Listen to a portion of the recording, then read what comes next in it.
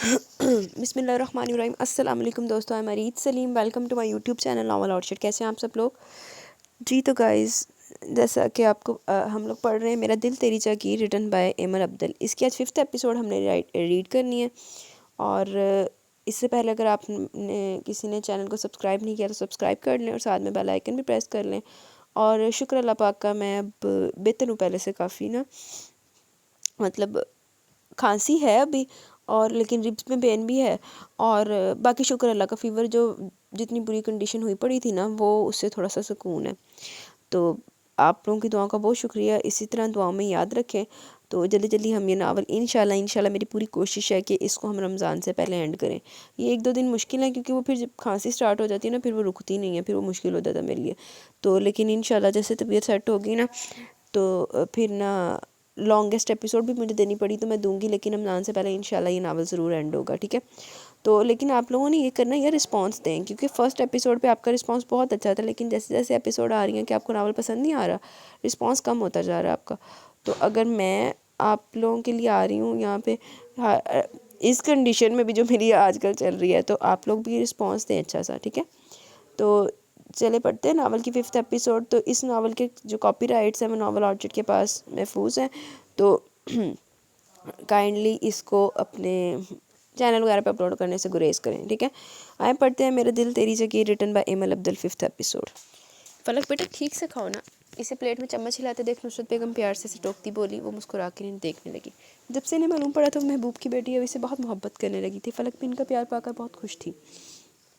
आगा जान, मैं आज से हॉस्पिटल ज्वाइन कर रहा हूँ, फलक को भी साथ लेकर जा रहा हूँ। ये मेरे साथ ही हॉस्पिटल में अपनी हाउस जॉब कंप्लीट करेगी, और फिर हमारे घर की औरतें नौकरियां नहीं करती। अगर तुम्हारी बीवी करना चाहती है तो इसे इजाज़त है, भला हम एक गैर ज़ात लड़की पर अपनी ख़ानदानी रस्म व रवाज क्यों मुसलत करेंगे? वो इसकी बात काट कर बोले, अपना फैसला सुनाए। इनके इतने पराए सलूक पर फलक का दिल बुझ सा गया। आका जान, मेरी बीवी आपकी और इस घर की बहू है, वो जताते हुए बोला। हाँ, लेकिन इस ख़ानदान से इसका ताल्लुक़ नहीं है, जो कि इसकी सबसे बड़ी खामी है, वो भी दूबदू बोले। आगा जान, ज़ात पात से कोई फ़र्क नहीं पड़ता, लड़की का मुसलमान होना बहुत होता है शादी के लिए। औरों को फ़र्क नहीं पड़ता, लेकिन मुझे पड़ता है, और तुम्हें अच्छी तरह पता था कि तुम्हारे आका जान को गैर ज़ात रिश्ते नहीं पसंद, तो तुमने किस बुनियाद पर यह कदम उठाया? वो एकदम कर्जे थे बलाज लब फेंच के फलक की आंखें भीगने लगी, जबकि बाकी सब भी इस बदमज़गी पर नाखुश थे। आगा जान, इसमें हर्ज किया कि एक अलग ख़ानदान का लड़का कम ज़ात में शादी कर ले? शादी हो रही है जो कि जायज़ है, खुदा ना खास्ता कुछ गलत तो नहीं करे। और अगर आपको नहीं मालूम तो मैं बता दूं कि फ़लक का ताल्लुक़ किसी नीच ख़ानदान से कतई नहीं है। वो बेबसी से बोलता। आखिर में तलख हुआ। सब नाश्ते से हाथ रोक कर दादा पोते को आमने सामने देख रहे थे। बराज अहमद सियाल, मत भूलो कि जिसकी मालूमात में तुम इजाफा करने की कोशिश कर रहे हो वो तुम्हारे बाप का बाप है, जो उड़ती चिड़िया के पर गिन सकता है। और किस ऊंचे ख़ानदान की बात कर रहे हो? अरे, जिस ख़ानदान का लड़का किसी अंग्रेज़न को ब्याह सकता है, इस ख़ानदान के तौर तरीके क्या होंगे ये हम अच्छे से जानते हैं। अब ये मत कहना कि इस लड़की की माँ किसी गैर मज़हब मुल्क की परवरदा नहीं थी। वो इसके गुस्ताख लहजे पर चिंगारते हुए बोले। फलक डर कर सहमी नज़रों से इन्हें देखने लगी, जबकि बालाल सबके मना करने के बावजूद भी बोलने से बाज नहीं आया। गुस्ताखी माफ़ आगा जान, लेकिन इस ख़ानदान के भी 2 फ़र्द गैर महज़ब और गैर ज़ात लड़कियों को ब्याह चुके हैं, तो क्या इनके इस अमल से इस ख़ानदान की साख पर कोई असर नहीं पड़ा? इस ख़ानदान की अमारत वहीं की वहीं है, तो दूसरे ख़ानदानों के तौर-एतवार क्यों गलत होंगे? इसके कहने पर कुछ पल तो आगा जान गैज़ो गज़ब से घूरते रहे, फिर बोले तो लहजे के साथ अल्फाज भी बेहद संगीन थे। वैसे बारात सही टक्कर रहे आगा जान, लेकिन वो कहते हैं ना कि कुछ लोगों की जो सोच होती है वो अपनी जगह पे वो ऐसे गलत सोच के साथ भी स्टिक होते हैं कि वो उनको हटाना ना बहुत औखा है। ना हिजार, हमारे सामने ज़ुबान चलाने की हिम्मत कैसे हुई तुम्हारी? और इस हवेली का जिक्र हमारी हवेली की दर दीवार इस शख्स का जिक्र हमारी हवेली की दर दीवार सुनने की आदी नहीं। हम इसके जिक्र से हमारी हवेली की पाक फ़िज़ाओं को गंदा नहीं करना चाहते, आइंदा एहतियात करना। वो मुश्तिल होकर इसकी जानिब बढ़े, लेकिन इसे मारने के लिए उठते हाथ को बहुत मुश्किल से रोक पाए थे, लेकिन ज़ुबान से निकलते जहरखंद अल्फाज को उन्होंने चाह कर भी काबू करने की कोशिश नहीं की। और जहाँ तक तुम्हारी बात है, हम तुम्हें तो माफ़ कर सकते हैं, लेकिन तुम हमें औलाद से ज़्यादा हमें अपने हमारी औलाद से ज़्यादा अजीज़ हो, पर तुम्हारी गलती को कतई माफ़ नहीं किया जाएगा। इन्होंने फ़लक पर नज़र डालते कहा। इनके अल्फाज ने बाकी सबको जहाँ अफसरदा कही, वहीं फ़लक के दिल पर क़यामतें बर्पा की थी। बाप के मुतल्लिक ऐसे अल्फाज इससे बिल्कुल बर्दाश्त नहीं हो पाए थे, तो वो वहाँ से निकलती चली गई, और ख़ुद भी वो इनके नज़दीक महज एक गलती में शुमार होती थी। आगा जान, आप ज़्यादती करें। बाल आज सबकी घुरियों के बावजूद भी आज अपना मुकदमा हर हाल में लड़ने के दर पे था। ज़्यादती हम नहीं कर रहे, ज़्यादती तुमने किया हमारे साथ, हमारा ज़ब्त आजमाने की कोशिश करते हुए। تم نے ہماری عزت کو مٹی میں ملا کر زیادتی کیا، ہمارا غرور توڑا ہے، ہم نے بہت مان سے تمہیں پڑھنے کے لیے باہر بھیجا کر تو کہ تم وہ غلطی نہیں کرو گے جو کچھ کہتے کہتے وہ بیچ میں رک گئے۔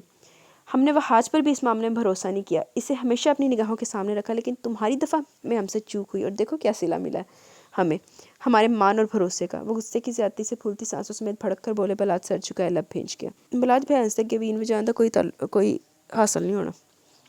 آقا جان آپ کو ایسا نہیں کرنا چاہیے، وہ میری بیوی اور آپ کا رویہ سے ہر بار ہرٹ کرتا ہے۔ اصلاح یعنی بحث کو چھوڑ کر وہ بات کا رخ موڑتے ہوئے بولا تو وہ ٹیبل سے یکدم اٹھے، دفع ہو جاؤ ہماری نظروں سے دور۔ باہر کی سمت اشارہ کرتے ہوئے بے پناہ جلال میں آ گئے۔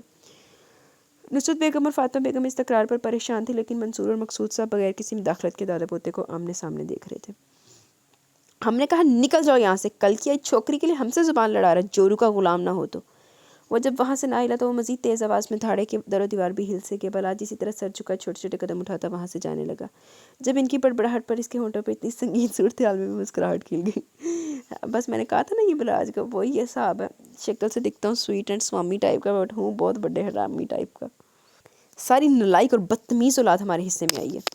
وہ منصور صاحب اور مقصود صاحب کو غصے سے گھورتے ہوئے وہاں سے نکلتے چلے گئے، جبکہ وہ دونوں ایک دوسرے کو دیکھ کے رہ گئے۔ ہمیشہ وہ ان کی اولاد کا غصہ ان پر ہی اتارتے تھے، بس کتنا کہتے تھے زور چلانا ہی ہے نا۔ فلک چلو ہم ہاسپٹل چل رہے ہیں۔ وہ روم میں آتے ہوئے بولا۔ فلک نے جلدی سے اپنی آنکھیں صاف کی۔ میں نہیں جاؤں گی ہاسپٹل۔ وہ نفی میں سر لاتے ہوئے بولی۔ بالا جس کے نیلے سمندر جیسی آنکھوں میں دیکھ کر رہ گیا۔ کیوں؟ وہ سرد سانس خارج کر کے بولا اور اس کی سفید روئی کی مانند ہاتھ اپنے ہاتھوں میں لیے۔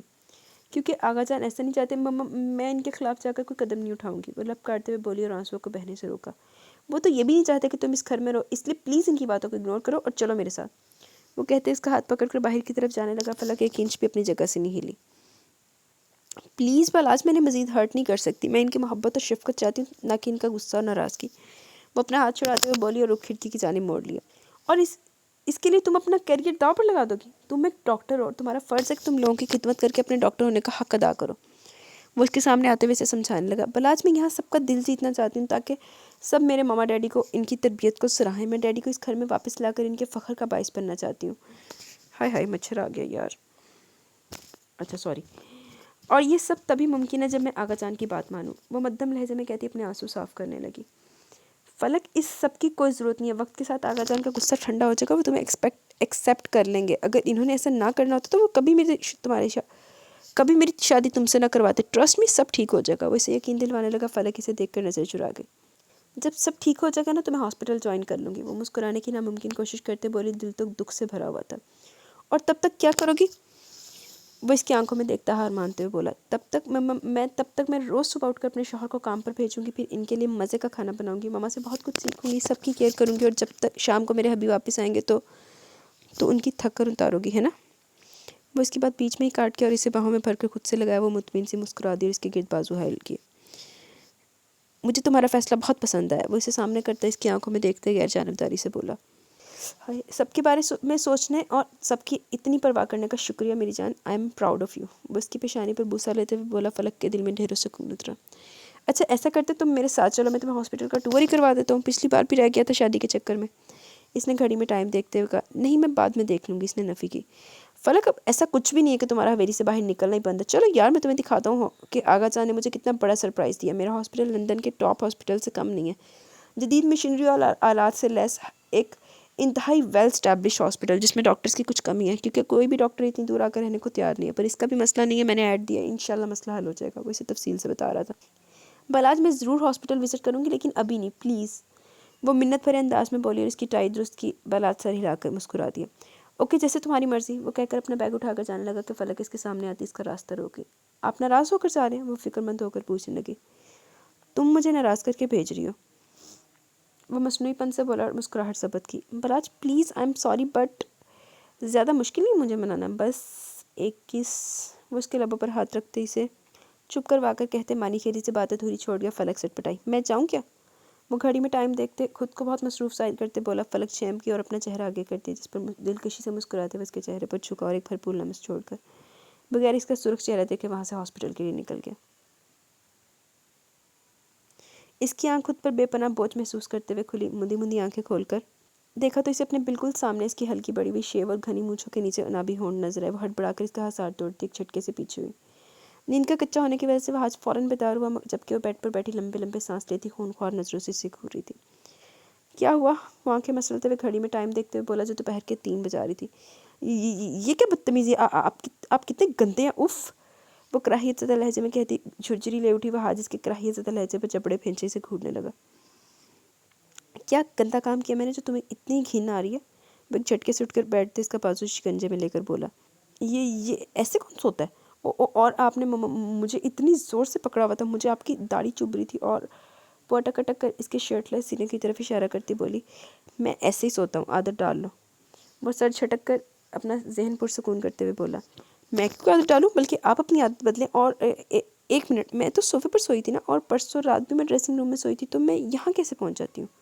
वो नासमझी से याद आने पर बोली, क्योंकि मैं तुम्हें यहाँ लाता हूँ। वो सुकून से अपना मोबाइल चेक करते बोला, बैकग्राउंड से टेक लगा ली। क्या? वो बेसाख्ता चीखी। बाहर से नापसंदीदा नज़रों से देखा। क्या मसला है? नन्ही काकी बनने की कोशिश मत करो मेरे सामने, मेरी बीवी ऐसे रहते हैं। वो कहता दोबारा मोबाइल स्क्रीन की तरफ जाने मुतवज्जा हुआ। ऐसे? वो इसकी जानिब उंगली से इशारा करते बोली। वो इसके इशारे के अलावा इसकी अजीब नज़रों को अपने सीने पर मौजूद पाकर मुस्कुराहट रोक गया। इसके फेस एक्सप्रेशंस देखने लायक थे। ऐसे? वो सारी हिलाकर तस्दीकी अंदाज में बोला। अनाया का चेहरा मजीद सर्द पड़ा। वो फ़ौरन से पहले वहाँ से रफ्फू चक्कर हुई। वह आज खुलकर हंस दिया। आओ नीचे चलकर लंच करते हैं, बहुत भूख लगी है। वो इस वॉशरूम से निकलते थे एक शर्ट पहनते बोला। भूख का एहसास तो इसे भी शिद्दत से हो रहा था, सो इसके पीछे हो ली।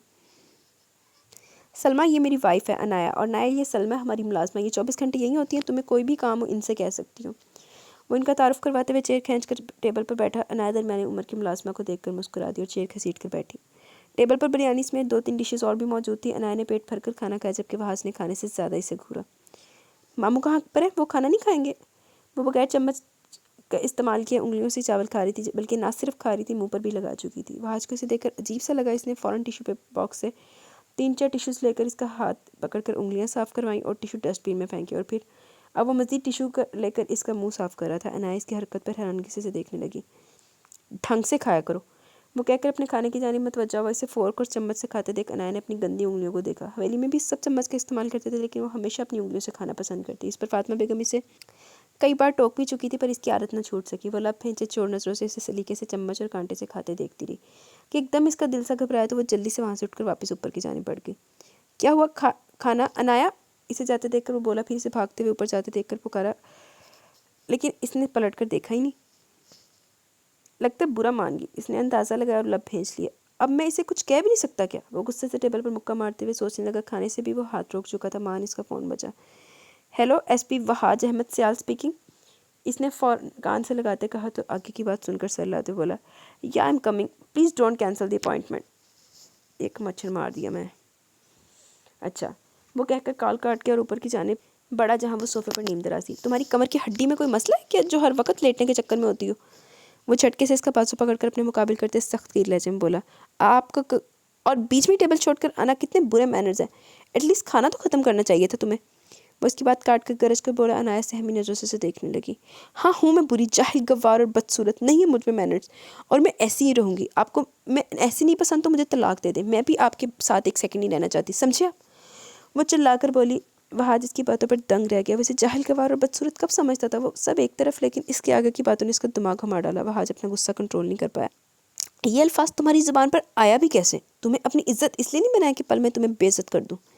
वो इसका बाजू में रोड़ कर पुष्ट पर बांधते इसे बिल्कुल अपने सामने करते भेंचे जबड़ों और रगी तनी रगों से बोला। अनाया इसकी आंखों में फैलती सुर्खी से खौफज़दा सी हो गई। क्या समझती हो खुद को? बहुत बड़ी कोई तोप चीज़ हो कि शादी के दूसरे दिन ही तलाक का धब्बा लेकर बैठ जाओगी और अगले ही दिन तुम्हारे रिश्तों की लाइन लग जाएगी? मुझे तुम में रत्ती भर भी दिलचस्पी नहीं है। तुम्हें बर्दाश्त करो, इस बात का शुक्र मनाओ। तकलीफ की शिद्दत से इसकी आंखें भल भल बहने लगी, जब लेकिन वह हाजिस के हाथ पर गिरफ्त मजीद सख्त की इसकी आंखों में देखते हुए गुर्राया। तुम एक नहायत कम अक्ल और बेवकूफ़ लड़की हो, जो न जाने किस जम में जी रही हो। तुम जैसा कुछ चुटके में मसल कर रख दिया जाता है। मैं तुम्हें इज्जत दे रहा हूँ तो इज्जत से पेश आओ, वरना अंजाम की जिम्मेदार तुम खुद होगी। वो झटके से इसका बाजू इसे सोफे पर फेंक गया। अनाया ने अकड़ते बाजू को सीधा करने की कोशिश की तो इसके चीखें निकल गई। बाजू पर शदीद तकलीफ के एहसास से वो ज़ोर ज़ोर से रोने लगी। असल तकलीफ तो दिल पर लगे ज़ख्मों की थी। वह जिसे पूरी तरह कराहते देखकर वापस आया और इसके करीब बैठते एक झटके से बाजू सीधा किया। आह! वो चीखी तो पड़ी थी इस बेदर्दी से बाजू खींचने पर, लेकिन बाजू को हरकत देने पर सारा दर्द गायब था। अनाया रोना भूलकर बाजू हिलाती शुक्र करने लगी कि वो ठीक है, जबकि वह हाजिर से सर्द नज़रों से देख कर रह गया। जल्दी से चादर लेकर आओ, मैं गाड़ी में तुम्हारा वेट कर रहा हूँ। याद आने पर वो माथा से हिलाते हुए बोला और साइड टेबल से गाड़ी की चाबियाँ उठाई। मैं आपके साथ कहीं नहीं जा रही। वो अटक अटक कर बमुश्किल बात ख़त्म कर पाई। कुछ भी होता था, इसकी ज़िद अटल थी। वहाज का गुस्सा फिर से होता है। वो जितना इस पर गुस्सा कम करने की कोशिश करता, वो इतना इससे गुस्सा दिलवाती थी। फ़ाइन। वो अलमारी से चादर लेकर आता, इसके सर पर डालते हुए संजीदगी से बोला, जाने क्यों मैं भूल जाता हूँ कि लातों के भूत बातों से नहीं मानते। वो इसे चादर पहनाकर इसके नाजुक से वजूद को बाहों में भर लिया। पहले तो वो कुछ समझ ही न सकी, फिर समझ आने पर फड़फड़ा उठी। छोड़े मुझे बदतमीज़ आदमी, मैं आपके साथ कहीं नहीं जाऊँगी। आप बहुत बुरे आगा जान, मामू, मामी। वो हाथ पाँव चिल्लाती सबको आवाज़ देने लगी। यहाँ तुम्हारी पुकार सुनने कोई नहीं आएगा, और अब मुंह से एक लफ्ज़ भी और निकाला तो तुम्हारा मुंह भी टेप लगा दूंगा। चुप करके यहाँ बैठो। उसे गाड़ी की सीट पर पटकते खुद ड्राइविंग सीट पर आ बैठा। आप कहाँ लेकर जा रहे हैं मुझे? इसकी धमकी का असर था कि वो कदरे धीमे लहजे में बोली, जहन्नुम में। वो गाड़ी गेट से बाहर निकालते बड़बड़ाया, वहाँ सिर्फ आप जाएं। वो भी इसी की तरफ बड़बड़ाई थी। वहाज ने कड़वे खून की तरह बर्दाश्त किया। आपने बताया नहीं मामू जान किधर है? इसने दोबारा पूछा। गाड़ी में मुकम्मल खामोशी थी। वो भी मुकम्मल तवज्जो से ड्राइव कर रहा था जब इसकी आवाज़ ने खामोशी को तोड़ा। वो अपना बिजनेस यहीं सेट करें, ऑफिस में होंगे, इसने मुख्तसरन बताया। वापस कब आएंगे? इसने जल्दी से दूसरा सवाल किया। वहाज ने आईब्रो झुकाकर इसे देखा। शाम तक आ जाएंगे। क्यों? इसने बताते हुए पूछा। नया गड़बड़ाई। ऐसे ही पूछ रही हूँ, वो कहकर चादर ठीक करते हुए खिड़की से बाहर देखने लगी। वो हाजिज के दिल दिमाग पर चलते ख्यालात से वाकिफ़ था। उतरो। वो एक मशहूर और बड़े पॉलर के सामने गाड़ी रोकता हुआ बोला। ए अल्लाह, और नया नक्शा बदलेगा अपने मुताबिक। हाँ, हम यहाँ क्यों आए? वो गाड़ी से उतर के इसके पीछे आती बड़े हर्फ में लिखे नाम को पढ़ते हुए बोली। अंदर चलो, पता चल जाएगा। वो गाड़ी की कीज़ जेब में डालते इसका हाथ पकड़कर बोला और ग्लास डोर खोलकर अंदर दाखिल हुआ। Welcome mister Wahaj, welcome to our salon. एक खुश शक्ल सी मॉडर्न लड़की ने इस्तकबाल किया। वहाज सर हिलाकर जवाब देते इसकी राही में अंदर बढ़ा और एक ऑफिस नुमा कैबिन में दाखिल हुआ। हाय वहाज, कैसे हो? अंदर दाखिल होते एक अल्ट्रा मॉडर्न लड़की अपनी चेयर से खड़ी होकर वो हाथ से हाथ मिलाते नाय के सामने अपना लंबे नाखून वाला हाथ बढ़ाते हुए बोली, ठीक, तुम सुनाओ क्या हो रहा है? वहाज नरम से लहजे में बोला। अनाया लबों को सीए ने देखती रही। वहाज के इशारा करने पर उसके साथ ही सोफे पर बैठ गई। कुछ नहीं, बस तुम्हारा इंतज़ार हो रहा था। वो दिलकशी से मुस्कुराती हुई बोली। निम्रा और नाज ने मुझे तुम्हारी वाइफ और भाभी की ब्राइडल पिक्स दिखाई थी। दे वर लुकिंग सो स्टनिंग, माशाल्लाह। इसने अपने वर्कर्स का नाम लेते हुए कहा जो हवेली इन दोनों को तैयार करने गई थी। Thanks for your cooperation. बाकी किसी सैलून की वर्कर्स इतनी दूर जाने को रेडी नहीं थी। आपने मेरी हेल्प की, इसका शुक्रिया, वहाज ने कहा। अरे शुक्रिया अदा करके पराया मत करे वहाज साहब, आप एसपी हैं हमारे यहाँ के, आपका हुक्म मानना ज़रूरी है। आप देखें, आपके कहने पर आज पूरा सैलून क्लोज़ किया हुआ है और आप वुमेन सैलून में इतनी शानदार शान से बैठे हैं। वो मुस्कुराते हुए शरारती अंदाज में बोली। आई थिंक इसके लिए मैं आपको पे करूँगा। इसने जताया। सामने मौजूद लड़की हंस दी। और जहाँ तक वुमेन सैलून में मौजूद होने की बात है, तो एक्चुअली मैं अपनी बीवी के मामले में किसी पर ट्रस्ट नहीं करता। इसने साफ गोई से कहा। वहाज ने लड़की ने वहाज को मुंह बनाकर देखती अनाया पर नज़र डाली, जिसके फेस एक्सप्रेशन ऐसे थे जैसे कह रही हूँ, अच्छा मुझे तो नहीं लगता। अब काम की बात करते हैं। मुझे अपनी वाइफ का हेयर डो करवाना है और ग्रूमिंग भी हो जाएगा। इसने अनाया को देखते कहा, जिसकी शक्ल बेचारी सी होगी। अपने बालों के बारे में सुनते हुए लड़की ने लिए एक अलग रूम में आई, जहाँ इसकी एक हेल्पर के साथ अलावा कोई नहीं था। बालों की लेंथ तो काफ़ी ज़्यादा, आपको कितनी चाहिए? इसने अनाया के घुटनों से नीचे आते बालों को हाथ में लेकर हाथ से पूछा। कमर तक। इसने अनाया की कमर पर हाथ रखते बताया। जहाँ अनाया की आंखें पूरी खुली हुई थी, वहीं वो लड़की भी हैरान हुई। हाय, ना कटा यार बाल। यू मीन ये सारे बाल काट दूँ? इसने कमर से नीचे सारे बालों को हाथ में लेकर पूछा। वहाज ने सर हिलाया जबकि वो चीखी। वहाज, मैं बाल नहीं कटवाऊंगी। वो अपनी बात पर जोर देती दबे दबे गुस्से से बोली। वो लड़की वहाज को देखने लगी। अनाया माय बेबी, तुम्हारे बाल बहुत लंबे हैं, थोड़ी सी ट्रिमिंग करवा लो। वो इसके करीब होता है, इसकी कमर में बाजू डालकर वाले हानापन से बोला, लेकिन इसकी कमर पर गड़ती उंगलियां इसे तनबीह कर रही थी, जिसे वो अच्छी तरह समझती थी। काटू के नहीं। वो हाथ में कैंची और इसके घने बाल पकड़े हुए इंतजार में थी। अनाया ने वहाज को देखते नफ़ी में सहलाया। आंखें नमी छलकाने लगी थी। इसने इसे काटने का इशारा करते अनाया को अपने सीने में भेजा और इसकी सिसकियाँ अपने सीने में दफन करते इसके बालों को full layer cut hair style दिलवाया। हाय हाय यार, वैसे ये तुमने बड़ी ज़्यादती किया। ਜਿਹਦੇ ਵਾਲ ਜਿਹੜਾ ਵੱਡੇ ਕਰਦਾ ਨਾ ਉਹਨੂੰ ਪਤਾ ਹੁੰਦਾ और जिनके छोटे होते हैं उनको ज़्यादा इस दुख का पता होता है। लेकिन बाकी जो मर्ज़ी करा लेंदा, सारी ग्रूमिंग करा लेंदा, वाल ना कटांदा कुड़ी दे। इसके बाद आईब्रोज और फेशियल जो इसने अपनी शादी पर भी नहीं करवाया था वो करवाया। मैनी पैडी के साथ इसके नेल्स को खूबसूरत शेप दिलवाई। सब कुछ वो हाथ की निगरानी में किया गया। तकरीबन 4-5 घंटे सैलून में गुजार कर जब वो इसके साथ वापस जा रही थी तो बिल्कुल अलग अनाया थी। सिल्की ब्लैक लेयर कट, कमर तक महदूद बाल, जिसकी लटें इसके अभी अभी लिए फेशियल से सुरख और चमकते चेहरे पर गिर रही थी और इसकी दिलकशी में इजाफा कर रही थी। ब्लू कलर के सूट पर कंधों पर शाल डाले, नाजुक मरमरी हाथों की फ्रंट स्टाइल नेल से बार बार आंसू साफ करते हुए हाथ के दिल में हलचल सी मचा रही थी, जिसे वो सिर्फ इग्नोर ही कर सकता था। अब हाथ साहब ने ना बलाज दी पसंद चो अपनी पसंद च ढालिया उन्होंने। لیکن زیادتی کتنی کڑی دنوں. اب کب تک پالوں کا شوق مناتی رہو گی؟ وہ شام سے ایک جگہ بیٹھی آنسو بہائے جا رہی اور اب رات کے 11 بج رہے تھے. آپ کو کیا دشمنی ہے میرے ساتھ؟ کیوں مجھے چین سے نہیں رہنے دیتے؟ میں آپ کے ٹائپ کی لڑکی نہیں ہوں. میں آپ کے رنگ میں نہیں رنگ سکتی. آپ کو جس طرح کی لڑکیاں پسند ہیں میں ویسی کبھی نہیں بنوں گی، چاہے کچھ بھی ہو جائے. وہ سرخ چہرے اور لال لنگارہ آنکھوں سے دیکھتی ہوئی بولی. کس طرح کی لڑکیاں پسند ہیں مجھے؟ اس نے اس کی ساری باتوں میں سے صرف اس بات پر ہی غور کیا تھا. وہ پرکٹی الٹرا ماڈرن تنگ کپڑے پہننے والی بورڈ لڑکیاں جو آپ کی طرح بےہودہ اور بدتمیز ہوتی ہیں، آپ کو وہی سب پسند ہے. وہ بے خوفی سے بولی. میں بےہودہ؟ وہ سخت چیوڑی چڑھائے بولا. جی ہاں. وہ بنا ڈرے اسی طرح اس کی آنکھوں میں دیکھ کر بولی جیسے پہلے بول رہی تھی. فہد کی رگوں میں شرارے سے دوڑنے لگے. اب بھی دکھاتا ہوں تمہیں بےہودگی کیا ہوتی ہے. وہ اسے قریب کرتے ہوئے بولا اور چھٹکے سے اس کی شرٹ کی بیک زپ کھول دی. عنایہ کی بے ساختہ چیخ نکل گئی. فہد یہ کیا بےہودگی کر رہا ہوں جس کا تم نے مجھ پر الزام لگایا؟ وہ کہتے اس کی کمر پر انگلیاں پھیرنے لگا. عنایہ جی جان سے لرز گئی اور مزید جان اس کی تب نکلی جب فہد نے اسے جھٹکے سے گھمایا اور اپنی پشت اس کی نظروں کے زد میں محسوس کر کے وہ پھوٹ پھوٹ کر رونے لگی. فہد پلیز ایسے نہیں کریں. وہ مزاحمت کرتی اپنا آپ اسے چھڑوا کر روتے ہوئے اس کے سامنے ہاتھ جوڑ گئی. فہد نے مٹھیاں بھینج کر غصہ ضبط کیا اور پیشانی مسلتے ہوئے رخ پھیر کر گہرا سانس لے کر رہ گیا. عنایہ نے کانپتے ہاتھوں سے اپنی زیپ اوپر چڑھائی. آپ بہت برے ہیں. آپ مر کیوں نہیں جاتے؟ پولیس میں آئے روز اہلکار شہید ہوتے ہیں، آپ کو کچھ کیوں نہیں ہوتا؟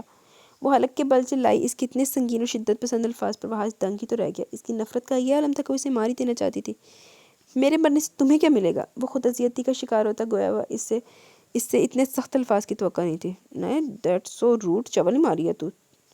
بہت کچھ، اب بھی بہت کچھ مل سکتا ہے، لیکن اگر آپ پہلے ہی نہ ہوتے تو آج میں دوسری ہی صحیح بلاج کی بیوی ہوتی. اس نے نڈر ہو کر کہا. فہد جس کی کئی بات پر کئی پل تو سن ہی رہ گیا، لیکن ہوش آتے اس کا غصہ آسمان کو چھونے لگا. پیشانی کی رگ پھول چکی تھی، رگوں میں غصے کے ابال سے اٹھ رہے تھے. تو میڈم کی خواہش ابھی بھی باقی ہے بلاج کی بیوی بننے کی. وہ بے رحمی سے اس کا جبڑا بھینچ کر اس کا چہرہ سامنے قریب کرتے اس کے منہ پر غر رہا ہے. تمہیں ذرا شرم نہیں ہے کہ جس کی بیوی بننے کے تم خواب دیکھ رہی ہو وہ تمہارا دیور ہے؟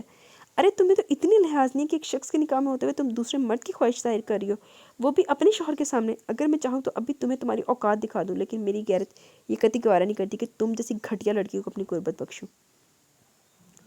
میں ان مردوں میں سے بالکل نہیں جو اپنی تذلیل برداشت کر جائیں. آقا جان کی خاطر تمہیں چھوڑ رہا ہوں، ورنہ ابھی اسی وقت تمہیں اپنے گھر سے دھکے دے کر نکال باہر کرتا. وہ ایک جھٹکے سے اس کا جبڑا چھوڑ کر اسے صوفے پر دھکیل گیا. عنایہ کو اپنا پورا منہ درد کرتا محسوس ہو رہا تھا، جس کی شدت سے آنسو بہنے لگے، لیکن اس کے تنے اعصاب اور خونخوار آنکھوں کو محسوس کر کے وہ اف تک کی آواز بھی نہیں نکال پا رہی تھی. پتر جڑے تیرے کرتوت تے نہیں خوشی ہونا سی. ہاں پسند ہے مجھے تنگ کپڑے پہننے والی، چھوٹے بالوں اور چھوٹے کپڑے پہننے والی لڑکیاں جو آج کل کے زمانے کے حساب سے چلنے کا ہنر جانتی ہوں، نہ کہ پینڈو گوار لڑکیاں جنہیں پہننے اوڑھنے کا سینس تک نہ ہو. میں نے ہمیشہ ماڈرن لڑکی کو اپنی بیوی کی حیثیت سے آئیڈیلائز کیا تھا، لیکن میرے حصے میں تم جیسی پینڈو آئی. تف ہے مجھ پر. ایک پاؤں صوفے پر رکھے اس پر مکمل چھکے ہوئے چنگاڑتی آواز میں کہہ رہا تھا. اس کی آواز اور الفاظ اسے اپنے دماغ پر ہر تھوڑے برساتے محسوس ہوئے تھے. غصے میں وہ یہ بھی بھول گیا کہ وہ کیا بول رہا ہے. جب اگلے بندے نو ہائپر ہی نہ کر دینا تو انہیں ہائپ دے وچ ہی خوشی کرنا. اگر آئندہ اپنی زبان پر کسی غیر مرد کا نام بھی لائی تو زبان کھینچ کر کتوں کو کھلا دوں گا. وہ اس کے بال پکڑ کر مٹھی میں بھینچ کر اس کا چہرہ اوپر کرتا ہوا بولا. وہ بال جب جڑوں سے الگ ہوتے محسوس کر کے آواز پر رو دی. تمہاری تو ناممکن ہے، لیکن میں ضرور اپنی پسند اور سٹینڈرڈ کے مطابق دوسری شادی کر لوں گا، کیونکہ مجھے ماڈرن کے ساتھ ساتھ تمیز اور حیادار لڑکی بھی چاہیے تھی، نہ کہ تم جیسی بے حیا اور بے شرم جو میرے نکاح میں ہوتے ہوئے میرے ہی مرنے کی خواہش مند ہے تاکہ اپنی ناکام محبت کو تکمیل تک پہنچا سکے. اس نے جھٹکے سے اس کے بال چھوڑے کہ اس کا سر زوردار طریقے سے صوفے کی پشت سے ٹکرایا، لیکن وہ پرواہ کیے بغیر وہاں سے نکل آیا کہ مزید اس کے سامنے رہتا تو نہ جانے کیا کر گزرتا. کس مرد کی غیرت گوارا کرے کہ وہ اپنی بیوی کے منہ سے کسی غیر کا نام سنے. وہ تو اس کی برداشت تھی کہ وہ ایک ایسی لڑکی کو اپنا چکا تھا جو اپنا سب کچھ ایک غیر محرم کو مانتی تھی. کوئی نہیں جانتا تھا کہ اس کے منہ سے اپنے لیے مرنے کی خواہش ظاہر کرنے پر اس کا واقعی مرنے کو دل کیا تھا. کس قدر ذلت بھرا احساس تھا اس کے لیے جب اس نے اپنی ہی بیوی کے منہ سے پالاج کا نام سنا. وہ جانتا تھا وہ بچپن سے اس کے نام پر جیتی آئی ہے، لیکن پالاج نے تو کبھی اسے اس نظر سے دیکھا تک نہیں تھا، اپنے ہونے کا کوئی احساس نہیں دلوایا تھا، اور اب تو وہ کسی اور کی بیوی تھی. اسے خود اس بات کو قبول کر لینا چاہیے تھا، پر وہ تو ابھی تک امیدیں لگائے بیٹھی تھی. کیا ہوا؟ تم یہاں کیوں آ گئے؟ ڈنر نہیں کرنا کیا؟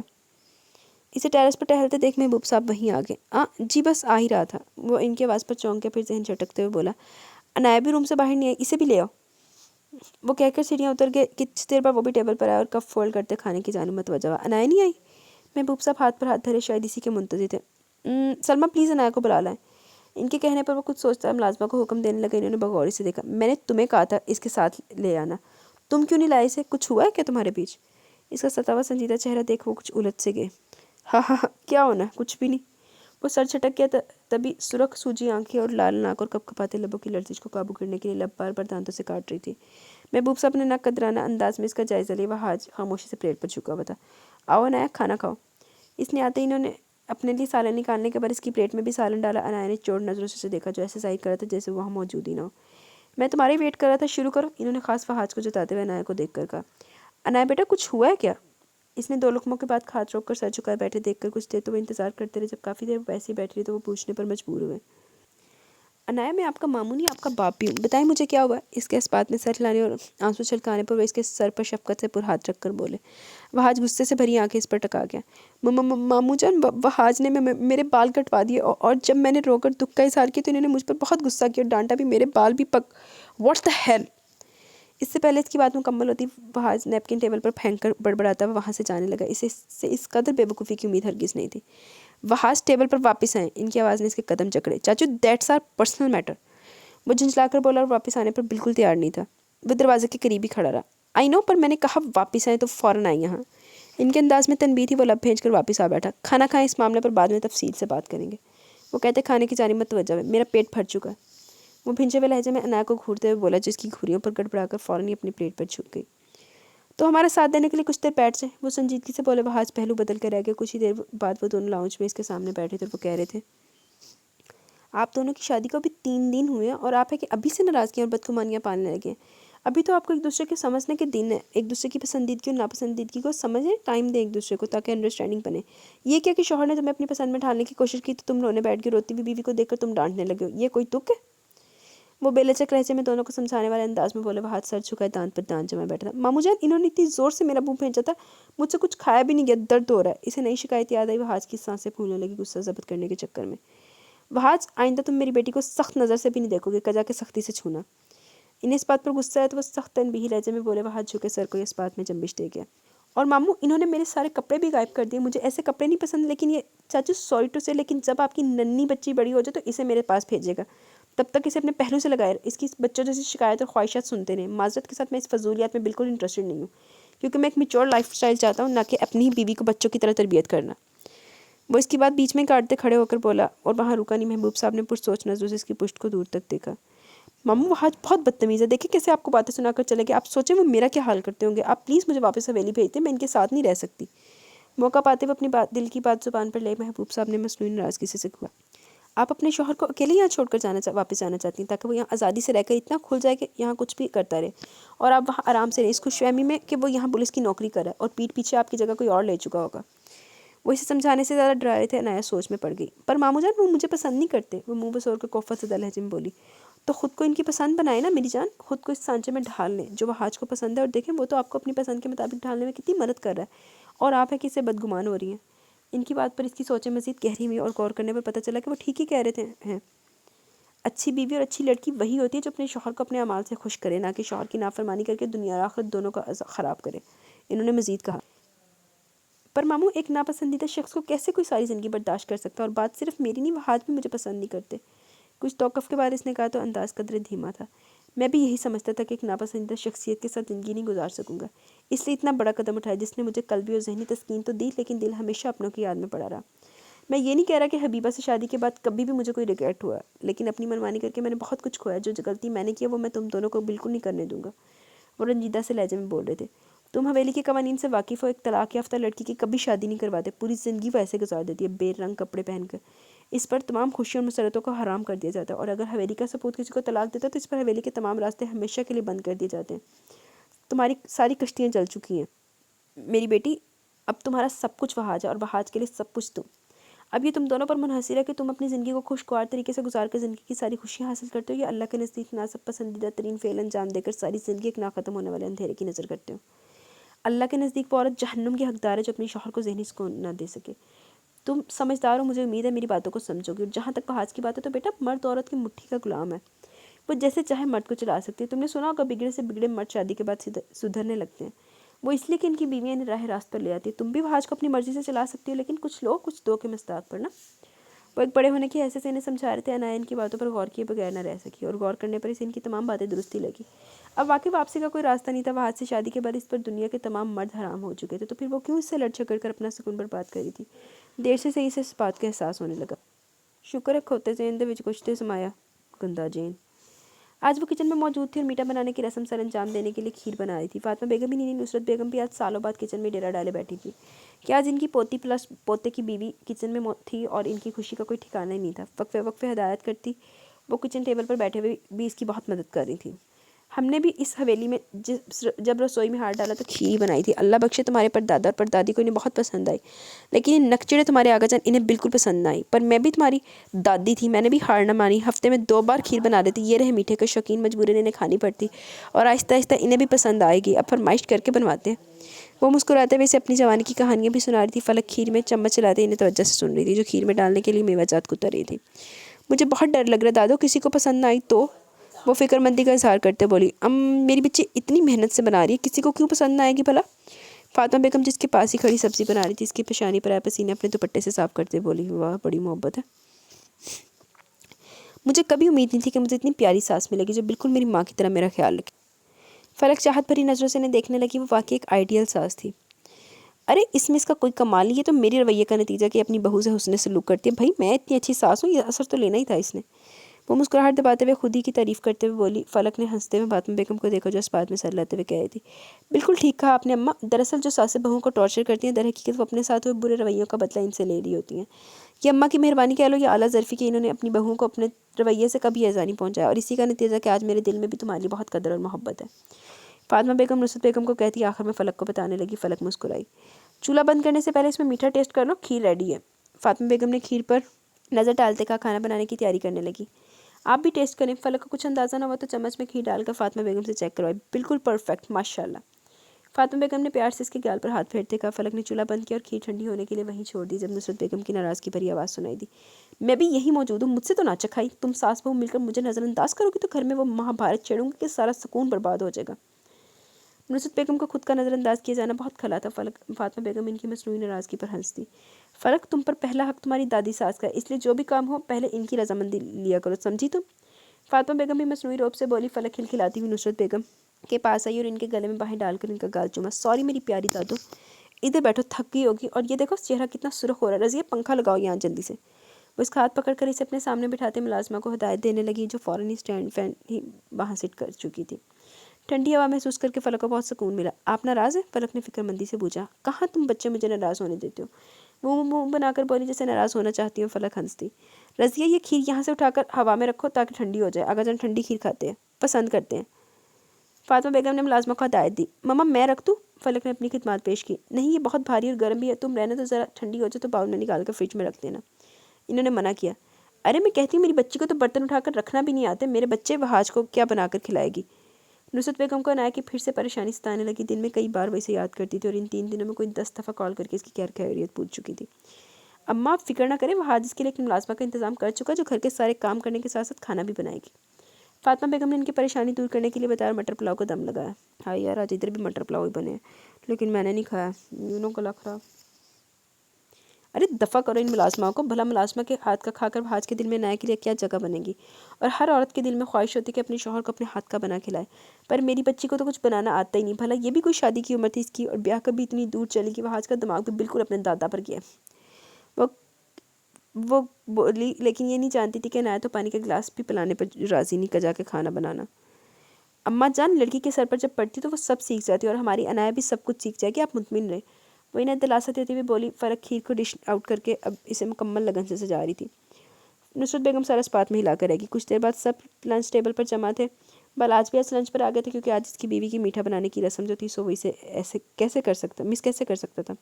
کھانا کھا چکنے کے بعد فاطمہ بیگم کے اشارہ کرنے پر وہ کچن میں کھیر کا باؤل لینے گئی تو نصرت بیگم سب کو آگاہ کرنے لگی۔ آج ہماری بہو نے ہم سب کے لیے میٹھا بنایا، رسم کے مطابق بچی کو نیک دینا ہے۔ اس کے بتانے پر سب نے اسپات میں سر ہلائے۔ فلک کھیر کٹوریوں میں ڈالتی سب سے پہلے آقا جان کو پیش کرنے لگی۔ ہماری شکر بہت آئی ہے، ہم نہیں کھائیں گے، وہ ہاتھ اٹھا کر بولے۔ فلک کا دل جو خشک جذبوں سے دھڑک رہا تھا ایک دم اس کی رفتار سست ہو گئی تھی۔ ہونٹوں کی نرم مسکراہٹ بھی پھیکی پڑ کر معدوم ہو کر ہاتھ میں پکڑا باؤل لرز سا گیا۔ خاندانی رسم و رواج خاندانی بہو پر لاگو ہوتے ہیں، وہ نیک دینے والی بات پر نصرت بیگم کو دیکھ کر جتاتے ہوئے سرد انداز میں بولے اور وہاں سے اٹھ کر اندر کی جانب بڑھ گئے۔ ٹیبل پر موجود تمام نفوس کے چہروں پر سنجیدگی کے ساتھ زرد پن بھی نمایاں تھا۔ فلک آقا جان کی سربراہی کرسی کے پاس سر جھکائے کھڑی کرسی کو دیکھے جا رہی تھی، آنکھیں بھیگ رہی تھی تو دل میں درد اٹھ رہا تھا۔ ان سے صرف اس کا بہو کا رشتہ تو نہیں تھا؟ وہ ان پوتی بھی تھی اور اس نے ہمیشہ انہیں اپنے دادا کی نظر سے دیکھا تھا، لیکن وہ جانتی تھی ابھی صرف وہ غیر ذات لڑکی سمجھ کر اسے ٹھکرا رہے ہیں۔ لیکن جب انہیں پتہ چلے کہ وہ ان کے نافرمان بیٹے غیر مذہبی بہو کی بیٹی ان کی خود کی پوتی ہے تو یقیناً وہ اسے ٹھوکر مار کر گھر حویلی سے باہر نکال دیں گے۔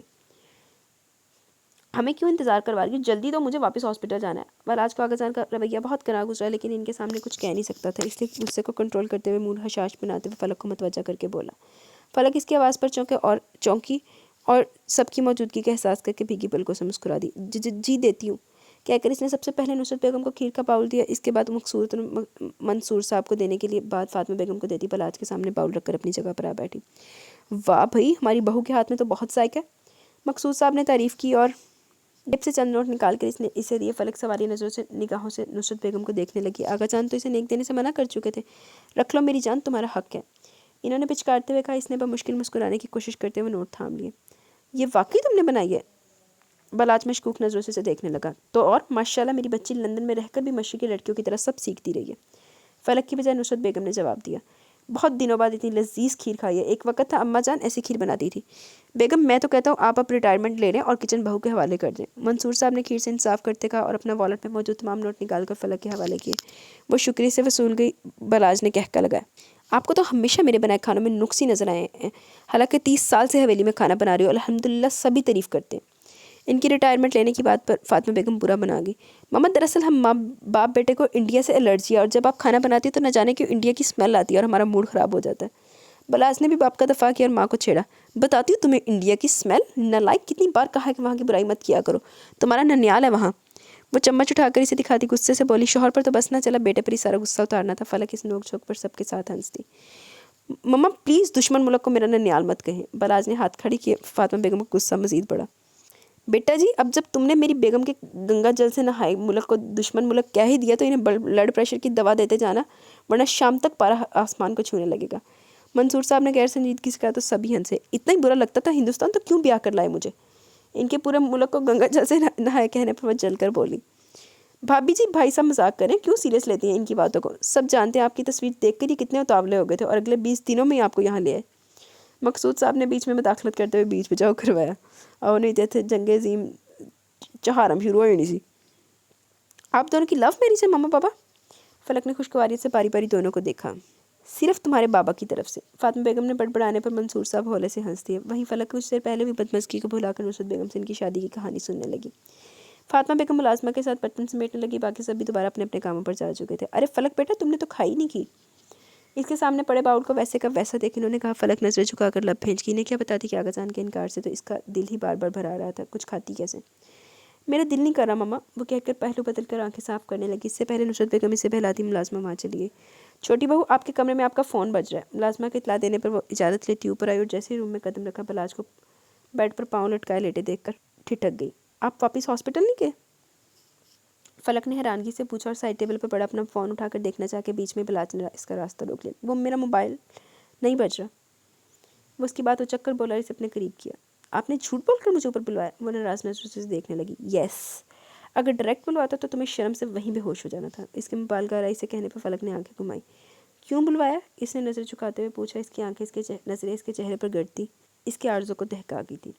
تم نیچے رو کیوں رہی تھی؟ یکایک اس کی تپش دیتی نظروں میں غیظ و غضب کا طوفان سا سمٹا اور اس نے اس کے جبڑے کو ہاتھ میں دبوچ کر شیر کی سی فنکار سے پوچھا۔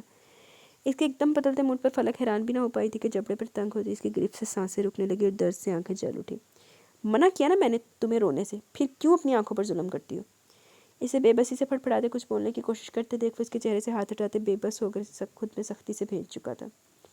فلک اس کے سینے کا سہارا پا کر پھوٹ پھوٹ کر روتی جیسے سارا غبارہ آج ہی نکالنے کا ارادہ رکھتی ہو۔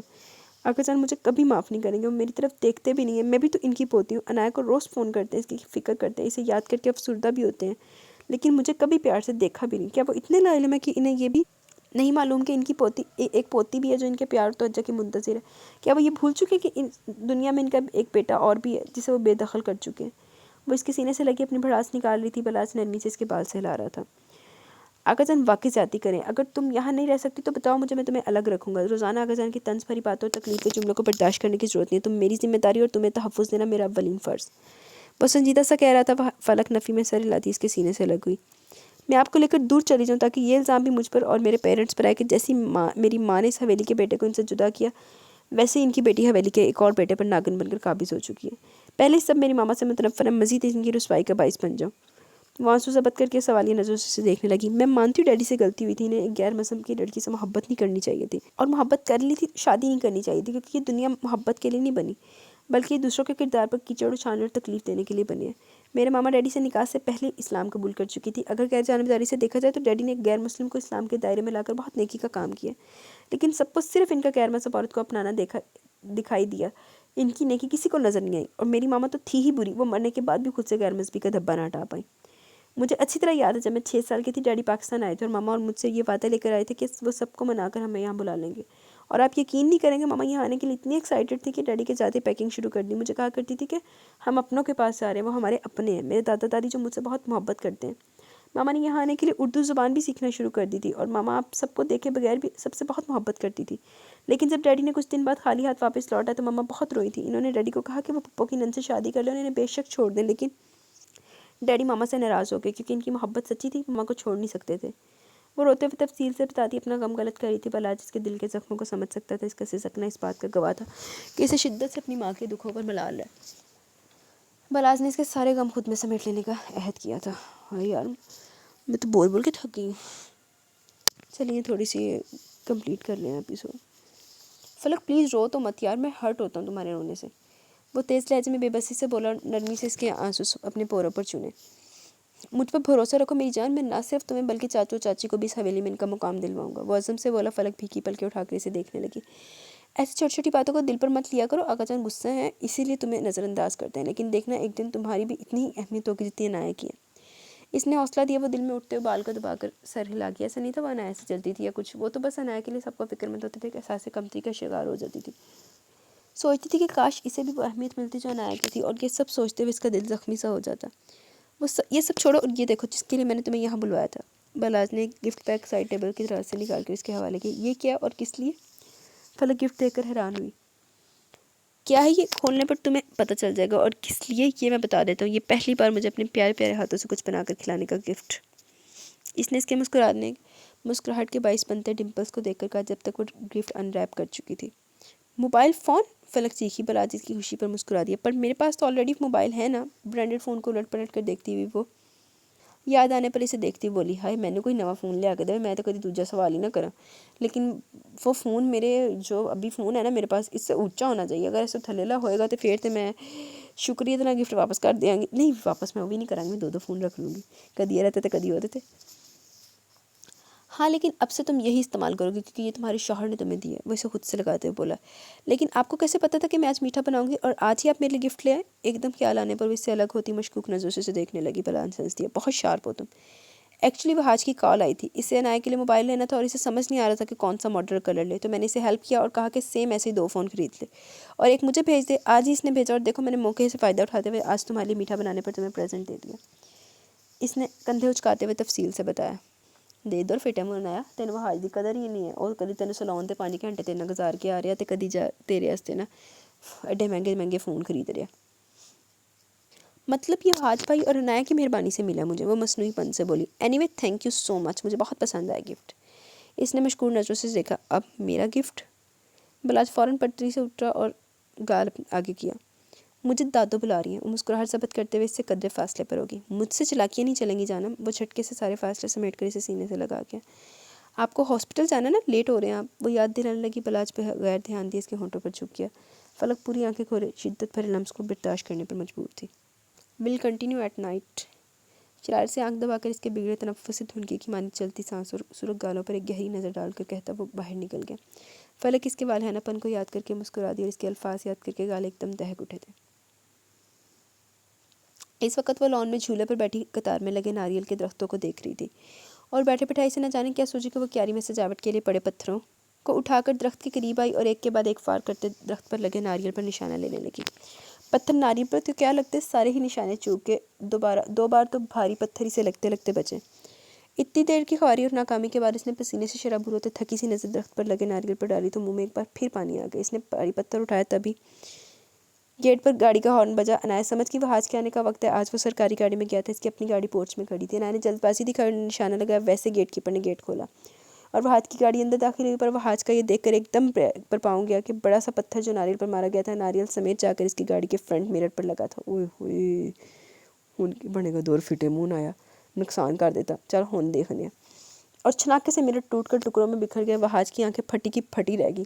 अनाया का हाल भी कुछ मुख्तलिफ नहीं था। वो मुंह पर हाथ रखे कभी गाड़ी को देखती तो कभी गेट के पास खड़ी गाड़ी में बैठे वहाज को, जो गाड़ी आगे बढ़ाकर पोर्च में घड़ी खड़ के इसी सिमत आ रहा था। हाय हाय, वहाज ਨੂੰ तो दंदल पैण वाले हो गए होने। मैनू सुन के धचका लग गया, गड्डी का शीशा ही तोड़ दिता पड़ के डंगर ने। वहा वो मैंने गलती से हो गया। सो पुलिस यूनिफॉर्म में मलबूस भरपूर में दाना वजाहत और संजीदगी का पैकर इसने अंदाज की गाड़ी के शीशे का जायजा ले रहा था जब वो माजरत ख्वाह अंदाज में बोली, लेकिन इसकी बात मुकम्मल होने से पहले वहाज ठाड़ा। अनाया डर गई। गफूर। जी साहब। इसके बुलाने पर मुलाजिम बोतल के जिन की तरह हाजिर हुआ। गाड़ी को वर्कशॉप ले जाओ और ये नारियल तोड़कर मैडम को दे दो। वो बेतासुर लहजे में कहते अंदर की जानिब बढ़ गया। अनाया दिल में सोच कर रह गई, 2 हफ्ते हो चुके थे, अब इससे बात तो दूर की जानिब देख भी नहीं रहा था।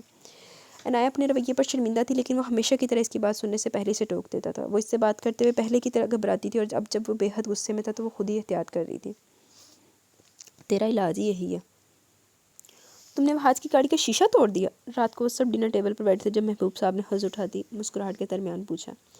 अनाया ने शाम का वाक़या फिर से याद दिलाने पर बेचारगी से ने देखा और चोट नज़रें वहाज पर भी डाली, जो हमेशा की तरह खाने पर झुका हुआ था। मामू जान, मैंने जानबूझकर नहीं किया, गलती से पत्थर इनकी गाड़ी को लगे और देखे तब से ये मुझसे गुस्सा है। गाड़ी का नुकसान हो गया, मुझसे पैसे ले ले, लेकिन ऐसे मुंह बनाकर तो ना बैठे। अनाया की ज़ुबान कहाँ रुकती थी, बगैर सोचे समझे बोलती चली गई। एहसास तब हुआ जब महबूब साहब का जानदार कहका फिज़ा में गूंजा। इसे ना समझ में आने वाली नज़रों से पहले इन्हें फिर वहाज को देखा, जो खूनख्वार नज़रों से इसे घूर रहा था। बेटा जानी, आपके शौहर नामदार ना का काफ़ी दिनों से मुँह बना हुआ, वो तो भला हो गाड़ी के शीशे का जिसके टूटने पर तुम्हें एहसास हो गया। महबूब साहब काफ़ी खुशगवार मूड में थे, तभी दिलचस्पी से तज्जिया किया कि इनके इतने गहरे तज्जिए पर जहाँ वहाज पहलू बदल कर रह गया, वहीं अनाया भी जज्बत सी हो गई। मैं सॉरी कर रही हूँ ना, पर ये मेरी बात ही नहीं सुनते ही नहीं, हमेशा मेरी बात को बीच में काट देते हैं। वो मुंह फुलाए बोली। वो हंसती है। वहाज पर कोई असर नहीं हुआ। सिर्फ सॉरी से कुछ नहीं होगा, क्यों वहाज? वो इसे छेड़ने वाले अंदाज में कहते इसकी राय लेने लगे। वहाज अब भी कुछ ना बोला। तो क्या करूँ मैं, कान पकड़ कर सॉरी करूँ? वो मासूमियत की इंतहा पर थी। वहाज ने आंखें घुमाई। महबूब साहब मुस्कुरा दिए। वहाज से अकेले में पूछना, वो हल्की मुस्कुराहट से बोले। अंदाज समझाने वाला था। अनाया ज़रूरत से ज़्यादा ही ना समझती, इसलिए ने वो बातें भी बतानी पड़ती जो हवेली में फातिमा बेगम या कोई दूसरी खातून से बता सकती थी। अकेले में मेरी कोई बात नहीं सुनते, मैं कुछ कहते लगती हूँ तो फ़ौरन ही किसी कॉल पर बिजी हो जाते हैं या सर तक कंबल तान कर लेट जाते हैं, और अगर ज़्यादा ज़बरदस्ती करूँ तो रूम से बाहर निकल जाते हैं। मैं बताएं मैं क्या करूँ? अनाया मासूमन ना समझती, लेकिन वह हाथ तो अक्ल शर रखता था। इस तरह की बातें किसी के सामने करने पर इसे ना सिर्फ शर्म महसूस हुई बल्कि गुस्सा भी आया। बहुत बुरी बात है वहाज। महबूब साहब ने संजीदा तनबीह की। वो खाना ख़त्म करके पानी के 2 घूंट लेके टेबल से उठा। एक्सक्यूज़ मी चाचू, मुझे कुछ काम है, और हाँ, अपनी भांजी को बता दीजिए कि कल से इसकी यूनिट स्टार्ट है, सो तैयार रहे। वो स्पार्ट लहजे में बोला। तुम्हारी बीवी है, तुम खुद कह दो। इन्होंने नाताल्लुकी का इजहार की, जबकि यूनी के नाम पर इसकी रूह फना हुई। मिसेस वहाज सियाल कल यूनिवर्सिटी को आपकी अपनी मौजूदगी से शर्फ़ अनायत बख्श देंगी तो मेहरबानी होगी। वो मसनूईपन से मुस्कुराते बोला। महबूब साहब का कहका बेसाख्ता था। थोड़ी देर में मुझे स्टडी में मिलो, इन्होंने कहा तो बिना पलटे सर हिलाकर सीढ़ियाँ चढ़ गए, जबकि अनाया भी भाग कर इसके पीछे के। महबूब साहब नफ़ी में सर हिला कर रह गए। आपने मेरे यूनि में एडमिशन करवा दिया? अनाया आंखें फैलाकर बोली। इसने इतना ही कहा, केस की फ़ाइल देखने लगा। पर मेरा इंटर टेस्ट तो हुआ ही नहीं, और मेरे नंबर भी बहुत कुछ कम थे। आपने अपनी पुलिस की वर्दी का इस्तेमाल करते हुए मेरा एडमिशन करवाया ना, थैंक यू सो मच। पहले वो ना समझी से बोलती रही, फिर ख्याल आने पर जोश सी बोली और इसका शुक्रिया भी अदा किया। कैसा इंटर टेस्ट? और माइंड यू, मैं अपनी पावर्स का बेजा इस्तेमाल करना गुनाह समझता हूँ। इसने उलझ कर बोला और इसे बावर करवाया। किसी भी मेडिकल यूनिवर्सिटी में एडमिशन लेने से पहले इंट्री टेस्ट देना पड़ता है ना, वो टेस्ट मैंने कब दिया, और इस बार जो मेरिट बना इससे सिर्फ 2 नंबर कम है मेरे। वो तफसीलन बताने लगी। किसने कहा तुम्हारा मेडिकल यूनिवर्सिटी में एडमिशन हुआ? वो भवें उचकाकर फाइल टेबल पर वापस रखते मुकम्मल इसकी जानिब मतवज्जो। मतलब मेरा मेडिकल यूनिवर्सिटी में एडमिशन नहीं हुआ? तो फिर मेडिकल पढ़ने के लिए दिमाग और अक्ल की बेइंतहा ज़रूरत होती है, जो तुम्हारे पास इतना सा भी नहीं है। इसने अंगूठे शहादत की उंगली को मिलाकर इशारा किया। अनाया की बड़ी बड़ी आंखों में नमी तैरने लगी। मैं पढ़ूंगी तो सिर्फ मेडिकल, वरना मैं यूनिवर्सिटी नहीं जाऊंगी। वो हतमी अंदाज में बोली। मुझे पता था पढ़ने में तुम शुरू से कमज़ोर हो, ये ड्रामे ज़रूर दिखाओगी, लेकिन मैं भी पुलिस ऑफिसर हूँ। तुम जैसे बहुत से ढीठ और चालबाजों को सीधा कर चुका हूँ। तुम्हें भी उठाकर यूनिवर्सिटी फेंक आऊँगा। वो स्पार्टन तासुरात से बोला। मैं पढ़ाई में कमज़ोर नहीं हूँ। बलाज ने भी FSC में इतने ही नंबर लिए थे। इस वक्त मेरिट कम था, इसलिए इनका एडमिशन हो गया। मैं इम्प्रूवमेंट का पेपर दे दूँगी, लेकिन मैं डॉक्टर ही बनूँगी, चाहे कुछ भी हो जाए। اس نے ضدی پن سے کہا۔ اس کے منہ سے بلاج کا نام سن کر اور ایک ڈاکٹر بننے کی ضد پر فہد کو نہ جانے کیوں غصہ آنے لگا تھا۔ تم ڈاکٹر کسی صورت نہیں بنو گے، یہ میرا آخری فیصلہ ہے، میں تمہارا ایڈمیشن کروا چکا ہوں، کل سے تم یونیورسٹی جوائن کری ہو، دیٹس اٹ۔ وہ سنجیدگی سے بولا۔ عنایا رونے لگی۔ کیوں نہیں بن سکتی میں ڈاکٹر؟ بلاج اور فلک بھی تو ڈاکٹر ہیں، مجھے بھی doctor. Just shut up Inaya, تم وہی کرو گی جو میں کہہ رہا ہوں۔ اگر تمہیں دوسروں کو کاپی کرنے کا زیادہ شوق ہے تو مجھے کاپی کرو، گریجویشن کے بعد CSS کرنا، میں تمہاری ہیلپ کروں گا۔ وہ غصے سے چپ کرواتا ہوا بولا۔ اسے نہ جانے کہ ایک جلن کا احساس ہو رہا تھا۔ اس کی بیوی ابھی بھی شاپ کا منگیتر کے نقش قدم پر چلنے کی خواہاں تھی۔ اسے برا کیوں نہ لگتا؟ میں کیوں آپ کو کاپی کروں؟ آپ میں کاپی کرنے لائق کچھ ہے؟ پولیس والے مجھے بالکل نہیں پسند، اور جب سے آپ پولیس کی نوکری کرنے لگے مجھے نفرت سی ہوگی اس شعبے سے۔ وہ انتہائی بدتمیزانہ انداز میں بولی۔ دور فٹے منہ دے رہے تھے۔ چول دی تو منا دے، کوشش دی تو پھر چول مار لی۔ بلاج میں بھی کاپی کرنے لائق کچھ نہیں ہے۔ وہ جبڑے پھینچ کر بولا، دان پر دان جما کر غصے کے اٹھتے بال کو دبایا۔ اور بچپن میں تو تمہیں پولیس کا شعبہ بہت پسند تھا، تمہاری خواہش تھی کہ بلاج پولیس آفیسر بنے۔ بچپن کو یاد کر کے وہ نافہم انداز میں پوچھنے لگا۔ دل دکھ سے بھر سا گیا۔ اسے وہ کبھی اچھا نہیں لگ سکتا تھا، اسے یقین سا ہونے لگا۔ منڈے نے دوہی کر دی رہی ڈنگر جی، کیونکہ انہوں نے پولیس فورس جوائن نہیں کی، اس لیے مجھے اس پیشے سے نفرت ہے۔ جو چیز وہ پسند نہیں کرتے مجھے بھی وہ پسند نہیں ہوتی۔ یہ میری بچپن کی عادت ہے، جو چیز بلاج کو پسند نہیں ہوتی وہ میں ترک کر دیتی ہوں۔ وہ ڈٹائی سے اپنی بلاج میں مرنے کی حد تک دلچسپی کا اظہار کرنے لگی۔ پچھلے دنوں جو اس کے دل میں وہاج کے لیے تھوڑی بہت نرمی آئی تھی، وہ آج اس کے یونیورسٹی والے فیصلے کے بعد بالکل ختم ہو چکی تھی۔ وہ پھر سے وہی پرانی عنایا بن گئی تھی، ضدی۔ بلاج تمہارا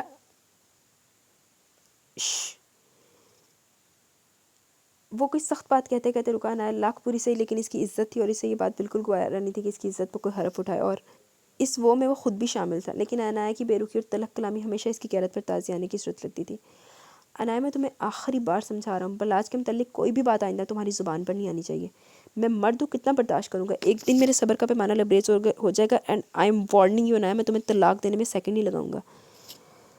تم میری من چاہی بیوی نہیں ہو جو میں تمہارے ناز نخرے برداشت کروں، تم ایک مجبوری ہے جسے میں بمشکل اپنے ساتھ گھسیٹ رہا ہوں۔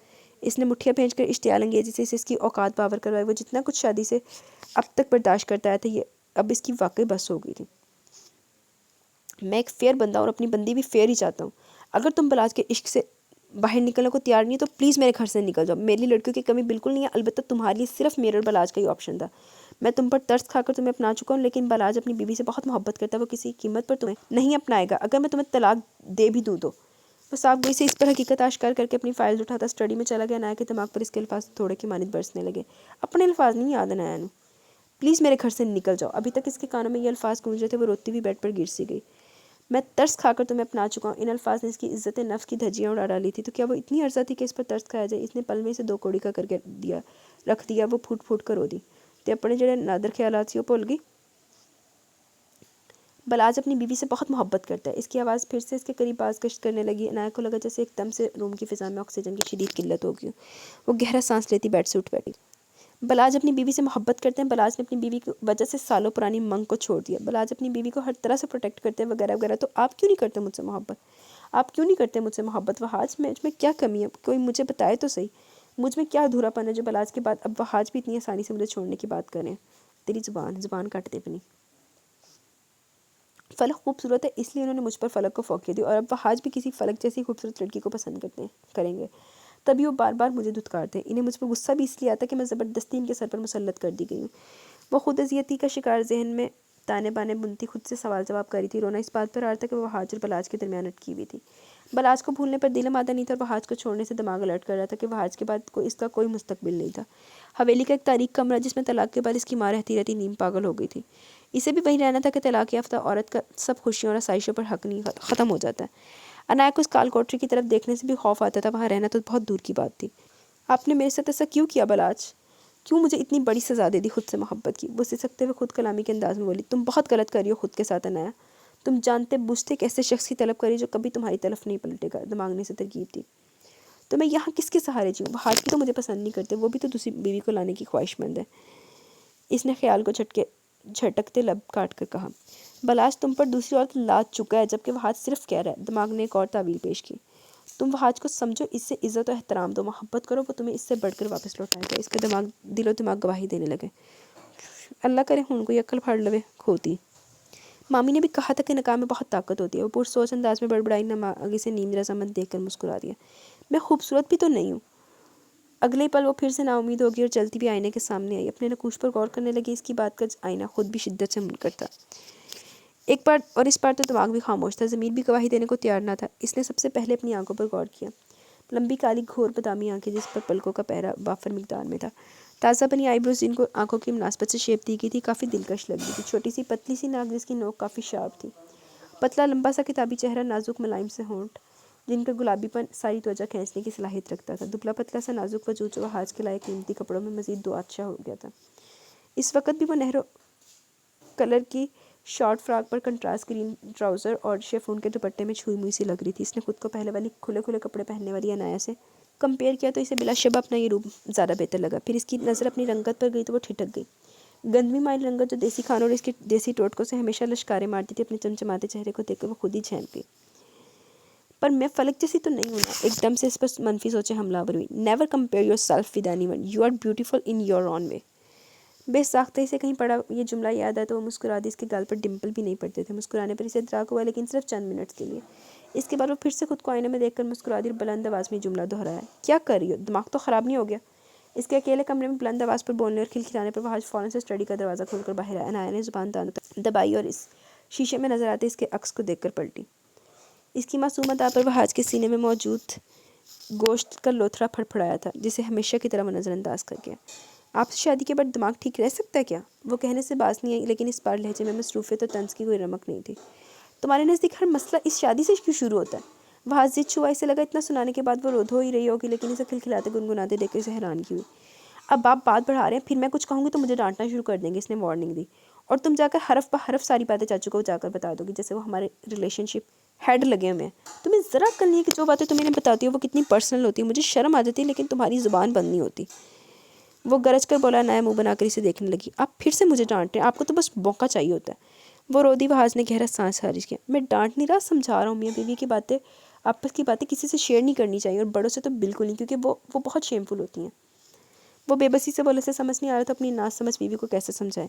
آپ مجھے بچہ سمجھتے ہیں، مجھ میں بھی اتنی عقل ہے، میں نے کوئی شیم فل بات ماموں کو نہیں بتائی۔ وہ آنکھیں گھما کر بولی۔ وہ اس نئی معلومات پر آنکھیں سکیڑ کر اسے دیکھنے لگا۔ میں نے تمہارے ساتھ کوئی شیم فل حرکت کی بھی ہے ابھی تک؟ اس نے مسکراہٹ چہرے پر سجا کر کھاد جانے والی نظروں سے گھورتے ہوئے پوچھا۔ ہاں کی ہے نا، فٹ سے مثبت جواب ہے۔ وہ حاج کا سر چکرا کر رہ گیا، یہ سوچ کر کہ اس نے اسے ابھی تک ہاتھ بھی نہیں لگایا اور یہ لڑکی شرمناک حرکت کی بات کر رہی ہے۔ کب؟ بے ساختہ اس کے منہ سے نکلا۔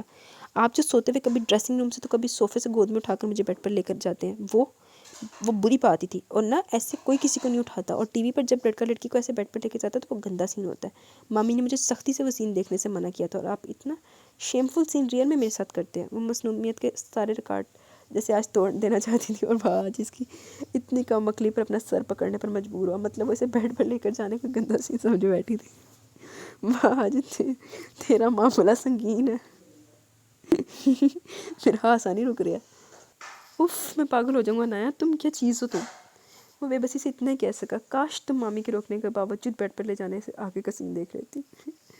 وہ دل میں کہہ سکا، زبان پر لا کر اسے مزید سرخ نہیں کر سکتا تھا کیونکہ وہ اتنی سی بات پر شرمانے لگی تھی۔ اور اب آپ ناراضگی میں مجھے بیڈ پر نہیں لاتے، میں جہاں مرضی سو جاؤں، آپ کو فرق نہیں پڑتا؟ صوفے پر سو سو کر میری کمر اکڑ گئی، میں یہ بات ماموں کو بتا، یعنی تم میرا انتظار کرتی ہو کہ میں تمہیں بیڈ پر لے جاؤں؟ عنایا کو اچانک یہ بات یاد آئی تو وہ شکوہ کرتے ہوئے بولی۔ وہ حاج نے حسب عادت اس کی بات کاٹ کر 2 قدم کا فاصلہ سمیٹ کر اسے اپنی سمت کھینچتے ہوئے پوچھا۔ عنایا بے جان ڈال کی طرح اس کے سینے سے لگی۔ جی مجھے صوفے پر نیند نہیں آتی نا؟ اس کی مضبوط انگلیوں کو اپنی کمر پر رینگتے محسوس کر وہ کسمساتے ہوئے اٹک کر بولی۔ وہ حاج دلچسپی سے اسے دیکھ رہا تھا۔ تم خود بھی تو بیڈ پر آ سکتی تھی۔ وہ حاج نے اس کے سرخ تپتے گالوں پر انگلی پھیرتے ہوئے کہا، نہیں مجھے شرم آتی ہے۔ اس کے شرما کر کہنے پر وہ حاج کا کہکہ بے ساختہ تھا، جبکہ اس کے کہکہ لگاتے دیکھ عنایا اس کی مسکراہٹ میں کھو سی گئی۔ مجھ سے شرم آتی ہے؟ اس نے اس کی گالوں پر جھولتی لٹ کو کانوں کے پیچھے اڑستے شوق سے لہجے میں پوچھا۔ عنایا نے فوراً اس بات میں سر لایا۔ کیوں؟ اس نے مسکراہٹ ضبط کرتے ہوئے پوچھا۔ نظریں اس کے حسین چہرے کا طواف کرنے لگی، موڈ ایک دم سے اس کی معصوم باتوں سے چینج ہوا تھا۔